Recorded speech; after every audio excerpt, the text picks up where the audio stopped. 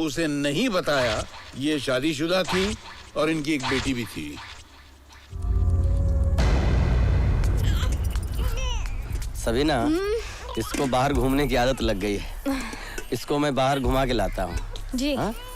जी। चलो चलो बेटा, बाहर चलते हैं, तुम्हें घुमा के लाते हैं। लो ये दूध रख दो। चलो चलो बेटा, मेरा बेटा बाहर घूमेगा। देखिए अब यहाँ बिल्कुल मत रोना। देखो अच्छी सी हवा आ रही है, सब खुला खुला है बेटा।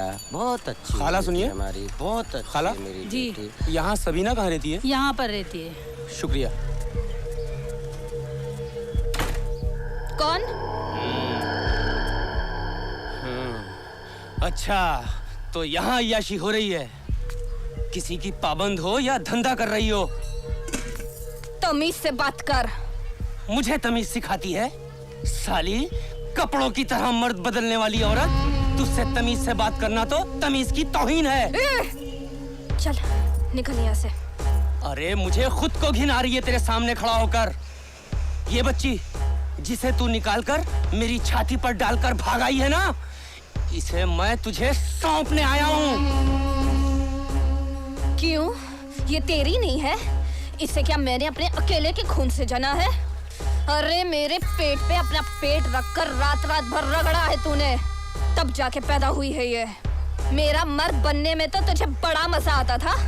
बच्ची का बाप बना पड़ा तो हवा निकल गई। चल दफा हो यहाँ से, वरना शोर मचा दूंगी और लोग तेरा सर फोड़ देंगे। और सुन, अब मैं तुम्हारी बीवी नहीं हूँ।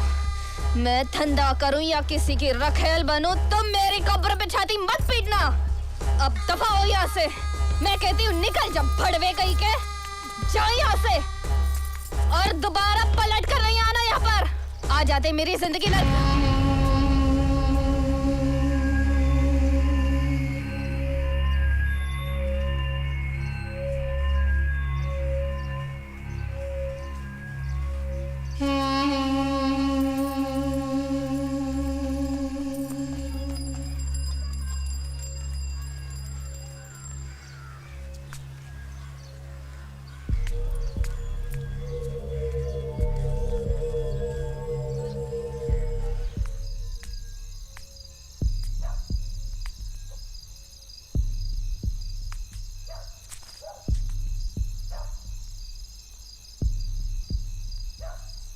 आ जाओ बेटा, अंदर आ जाओ।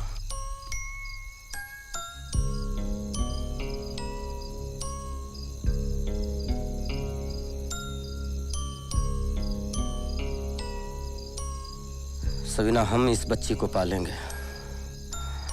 आज से इसके अब्बू और अम्मी हम ही दोनों हैं।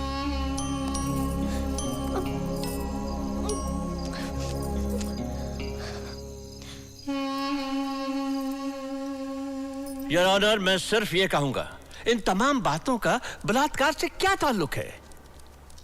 इन्हीं बातों का ताल्लुक है योर ऑनर। मैं भी साबित किए देता हूं। तशरीफ रखिए ना। ये इनके क्रेडिट कार्ड्स के स्टेटमेंट्स की जेरॉक्स कॉपी है। ये इनके मोबाइल फोन्स के बिल्स हैं। और ये चेंबूर में एक 15 मंजिला इमारत है, उसमें इन्होंने 3 साल पहले 5 बेडरूम हॉल का फ्लैट खरीदा था। ये उसके डॉक्यूमेंट्स हैं, जरा ये जज साहब को दे दीजिए। और इनका ये कीमती लिबास, ये ज्वेलरी, ये पर्सनल्स, ये महंगे परफ्यूम्स, ये वो सब जो इन्होंने आमदनी बताई थी उससे मेल नहीं खाते हैं। तो सबीना बेगम, ये किस धंधे का पैसा है? आपने तो अपने बयान में कहा था कि आपका घर किराए का है, घर में फोन तक नहीं है, मगर यहाँ तो सब मामला उल्टा है। वाह वाह, बहुत खूब, बहुत खूब। आपने तो सिर्फ 5 मिनट में ही अपने मौकल को बेकसूर साबित कर दिया है। मैं समझा नहीं आप कहना क्या चाह रहे हैं। बिल्कुल आपकी तरह मैं भी नहीं समझ पाया कि आप साबित क्या करना चाहते हैं। मुमकिन है कि आपने सबीना बेगम के बारे में जो कुछ भी कहा वो सच है, लेकिन इन तमाम बातों का इस बलात्कार के केस से क्या ताल्लुक है, क्या लेना देना है? यस मिस्टर बिश्नोई, इन सब बातों का इस केस से क्या सरोकार? ताल्लुक है योर ऑनर। दुनिया में कहीं भी कोई जुर्म होता है तो वहां पर न कोई डिफेंस लॉयर मौजूद होता है, न पब्लिक प्रोसिक्यूटर मौजूद होता है, न कोई जज मौजूद होता है। हम वकील लोग अपनी जिरा के जरिए उस मुल्जिम या गवाह का कैरेक्टर एस्टेब्लिश करते हैं। मैं भी आज इस औरत का कैरेक्टर आपके सामने लाना चाहता हूं। इस औरत ने अपनी पहली शादी की बात अपने दूसरे शौहर को नहीं बताई। मैंने इसे 3 सवालात पूछे, इसने 2 के जवाब झूठ दिए। इसका मतलब ये औरत 2/3 झूठी है। योर ऑनर, जब कोई मर्द बिगड़ता है तो समाज का सिर्फ एक फर्द बिगड़ता है, लेकिन जब कोई औरत बिगड़ती है तो पूरा समाज बिगड़ जाता है, क्योंकि औरतों को भगवान ने नस्लों का अमानतदार बनाया है। जब औरत बिगड़ती है तो नस्लें बिगड़ जाती हैं, और ये भी एक बिगड़ी हुई औरत है। इसने अपने पहले शौहर से तलाक लिए बगैर दूसरी शादी की, जिसकी इजाजत न दुनिया का कोई कानून देता है, न मजहब देता है, न समाज देता है। सागर हुसैन ने अपनी बेटियों के साथ बलात्कार किया या नहीं किया वो मैं नहीं जानता, लेकिन इतना जानता हूं कि ये औरत पिछले 20 साल से लगातार सागर हुसैन के साथ बलात्कार कर रही है।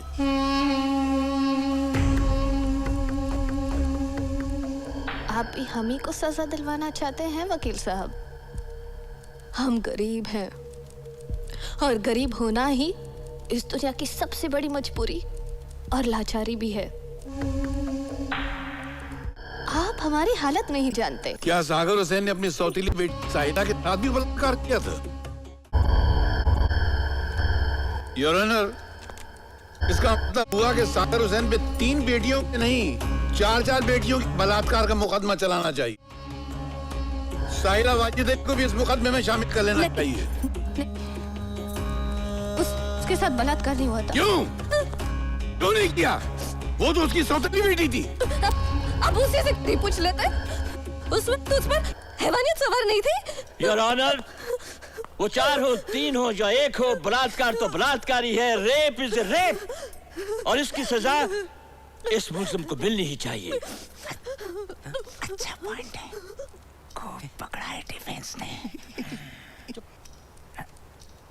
आपको बलात्कार के बारे में पहली बार कब पता चला?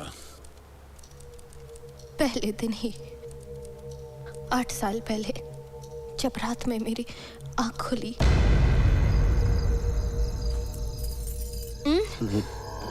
क्या हुआ? नहीं, वो कुछ नहीं। सो जाओ।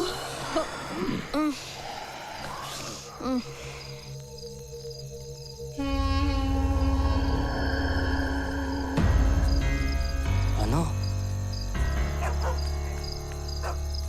अनु,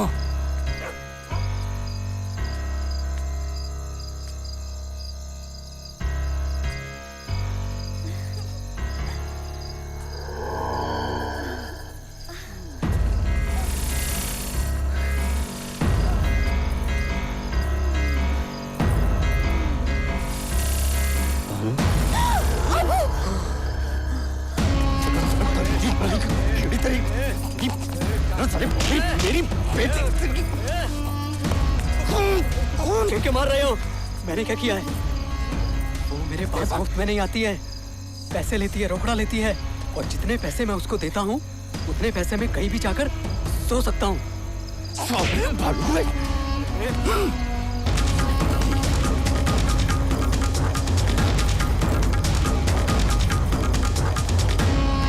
यहाँ पे शर्मो हया सब ताक में रखती तूने।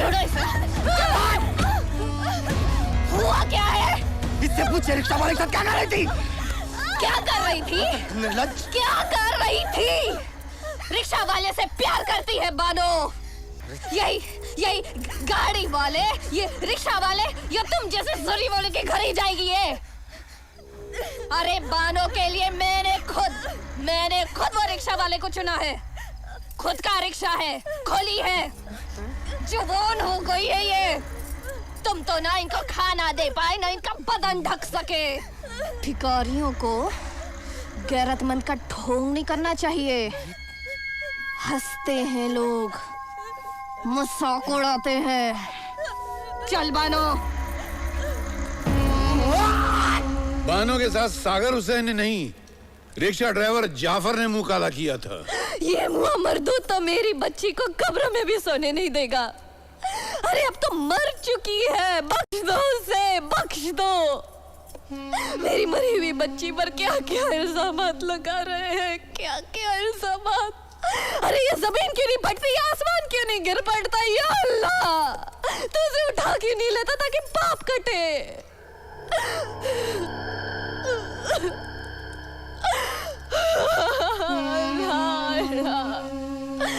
वकील साहब, आप भी इसकी करतूतों में बराबर के शरीक होते जा रहे हैं। आप मेरे सिर्फ सवालात का जवाब दीजिए। अरे मन गढ़ंत बातों का मैं क्या जवाब दूं? तो ये भी मन गढ़ंत बात होगी कि 4 साल पहले आपकी बेटी बानो उसी जाफर के साथ घर से 60,000 रुपए लेकर भागी थी। नहीं इंस्पेक्टर साहब, मेरी बेटी ऐसी नहीं है। इस कमीने ने मेरी बेटी को भगाया होगा और यही इसको भगा के ले गया। इसको कड़ी से कड़ी सजा दीजिए और इसको अभी बंद कीजिए इंस्पेक्टर साहब। अरे सागर हुसैन, तेरी लड़की ने जो किया है ना, उसकी सजा तो उसको मिलेगी। पर तू समझता क्यों नहीं है? अगर इसके बारे में तेरे समाज में लोगों को पता चलेगा तो तेरी और तेरी बेटी की कितनी बदनामी होगी। अरे कौन थामेगा इसका हाथ? बेहतर यही है कि इस मामले को यहीं रफा दफा कर दो। और सुनो, ये तुम्हारी लड़की 60,000 रुपए लेकर भागी थी ना, उसमें से 12,000 उसने खर्च कर दिए हैं और ये 48,000 हमने रिकवर कर लिए हैं, समझे? नहीं, मुझे पैसा नहीं चाहिए साहब। आप हमारी रिपोर्ट लिखिए, इसको अभी बंद कीजिए, इसे मार मार के तोड़ डालिए साहब। अरे आमरे साहब, समझाओ इसको। तुम पागल हो गए हो? अरे अपनी बेटी की बात है, लोगों को पता चलेगा कि तुम्हारी बेटी रिक्शे वाले के साथ भाग गई है तो सड़क पर सर उठाकर चल नहीं पाओगे तुम। इंस्पेक्टर साहब, हमें कोई कंप्लेन नहीं करनी, वैसे भी हमारे पास कुछ भी नहीं है। इज्जत भी चली गई तो हम कहीं के नहीं रहेंगे। नहीं करना। ए, तुम्हारी बीवी एकदम बराबर बोल रही है। सागर हुसैन इधर आओ। ये इधर साइन करो, अपना पैसा उठाओ और अपनी लड़की को लेकर चले जाओ। अब तो ये मनगढ़ंत बात रही नहीं और ये रसीद इस बात का सबूत है कि बानो पैसा लेकर जाफर के साथ ही भागी थी। पुलिस में केस भी हुआ था, इन्होंने कंप्लेंट भी लिखवाई थी।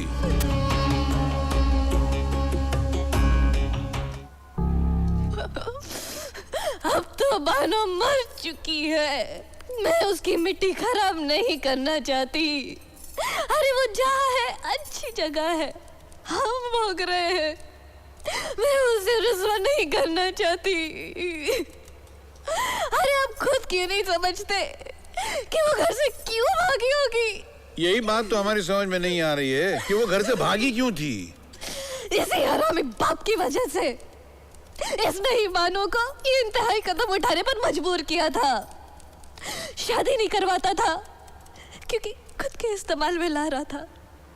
अरे वो बेचारी भागती नहीं तो क्या करती? एक बात बताइए सबीना बेगम, जब आपने पुलिस में कंप्लेंट लिखवाई थी तो ये भी लिखवा दिया था कि यह हरामी बाप के गंदे करतूतों से तंग आकर बानो घर से भाग गई थी। मिस्टर बिश्नोई, सबीना बेगम एक सीधी सादी हाउसवाइफ है, आपकी तरह वकील नहीं है जो कानून की बारीकियों को समझ सके।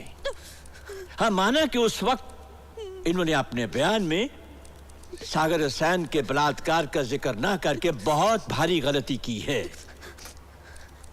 बट यू अंडरस्टैंड कि आज भी ये वही जुर्म है जो होता ज्यादा है लेकिन उसकी रिपोर्टिंग बहुत कम की जाती है। कभी खानदान की इज्जत बचाने की वजह से, कभी डर की वजह से। लेकिन इसका यह मतलब नहीं कि in this particular case the rape has not taken place, the rape has taken place. और जुर्म की संगीनी अपनी जगह मौजूद है। इसलिए मेरी आपसे इल्तिजा है मिस्टर बिश्नोई कि आप टू द पॉइंट जरा कीजिए ना। सबीना जी, आपकी लड़कियां बार में डांस करती हैं? बार में डांस करती हो, शर्म नहीं आती तुम्हें? तो क्या हुआ? पैसा मिलता है, इतनी बड़ी हो गई, क्या दिया आप? न पेट पर रोटी, न बदन पर कपड़ा। क्या दिया? क्या दिया? बदन भर कपड़ों के लिए अधनंगी होकर बार में डांस करती हो। अपने बाप की इज्जत की कतई परवाह नहीं तुम्हें। कौन सी इज्जत? किस इज्जत के ढोल पीट रहे हो तुम? अगर ये ये नाच गा कर 4 पैसे ना कमाए तो ये तीनों नंगी घूमे। पहले इज्जत से जीने का जुगाड़ करो, फिर इज्जत से रहने की नसीहत दो। अभी तक तो इन्होंने कुछ खाया भी नहीं होगा। चल बेटा खाना खाते, चल आजा। आज मैंने तुम्हारी मनपसंद सेवइयां बनाई है। क्यों वकील साहब, बार डांसर होना बुरी बात है या गैर कानूनी? अरे आप पर भी अगर 2 वक्त का फाका गुजरता तो आप ये सवाल नहीं करते। आप भी अगर पल पल तिल तिल के लिए तरसते तो ये सवाल नहीं करते। सबीना बेगम, आप शायद गलतफहमी का शिकार हैं। अपना बचपन भी तंगदस्ती, मुफलिसी और महरूमियों का शिकार हुआ है। एक खंडर जैसी बिल्डिंग में ग्राउंड फ्लोर पर 150 स्क्वायर फुट के कमरे में माँ बाप और 4 बहन भाइयों के साथ रहते थे हम लोग। वालिद म्यूनिसिपल कॉरपोरेशन में एक मामूली से क्लार्क थे, ऊपर की आमदनी में यकीन नहीं रखते थे। इतनी उनको तनख्वाह मिलती थी जिसमें घर चलाना ऐसे था जैसे छोटे से रुमाल से पूरा तन ढांकने की नाकाम कोशिश करना। घर की बिजली अक्सर कटी रहती थी, घर में रोशनी नहीं होती थी। वो तो ऊपर वाले की मेहरबानी थी कि स्ट्रीट लाइट की रोशनी घर में आती थी, उसमें हमने पढ़ाई पूरी की है। और ये भी नहीं किया कि कॉलेज के ज़माने में गली के नुक्कड़ पे किसी मटके के अड्डे पे जाके नौकरियां की और चिट्ठियां फाड़ते रहे और पैसे कमाते रहे। मैडम, इंसान को ऐसा काम करना चाहिए जिसमें अपनी इज्जत और आबरू बरकरार रहे। समाज का हर कमजोर, हर गरीब आपको देखकर सबक ले, मुफलिसी के आगे घुटने न टेक दे, तंग आकर गंदे काम न शुरू कर दे। पैसा मिल चुका है, वहाँ पैसा मत मांगना। हमारा पुराना ग्राहक है, बहुत बड़ा बिजनेसमैन है, शिकायत का मौका नहीं आना चाहिए। और अगर रात को रुकने के लिए कहे तो रुक जाना, ठीक है? ड्राइवर ले जाओ। चलो। चलिए सबीना बेगम, आज आपको नई रोशनी दिखाते हैं।